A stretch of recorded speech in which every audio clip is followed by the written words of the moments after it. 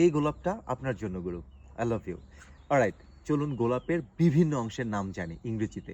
এটাকেই বলা হয় অ্যানাটমি অফ রোজ। এই যে এই এক একটাকে বলা হয় পেটাল, পাপড়ি, পাপড়ি, ঠিক আছে? পেটাল। আচ্ছা, পেটাল। তারপরে দেখুন এই জিনিসটাকে বলা হয় সেপাল।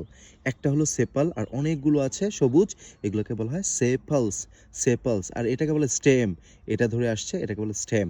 তারপরে গুরু চলুন দেখি, এই যে হলুদ হলুদ, এগুলোকে বলা হয় স্টেমেন, স্টেমেন, ঠিক আছে? স্টেমেন। তারপর একদম মাঝখানে একটা বড় আছে, হলুদ সবগুলো হলো স্টেমেন, মাঝখানের বড়টাকে বলা হয় কি? Stigma, stigma, stigma. আর সবগুলো কি? স্টেমেন, আর মাঝখানেরটা স্টিগমা। তারপরে এগুলো পেটাল, আবারও বলছি, এগুলো সেপাল বা সেপালস। তারপরে এটা হলো স্টেম। আর আমার দিকে দেখাও। আর পুরো কুড়ি যে আছে, কুড়িটাকে বলা হয় বাড। ওই কুড়িটাই পরে ফুল হয়। বাড মানে হলো কুড়ি।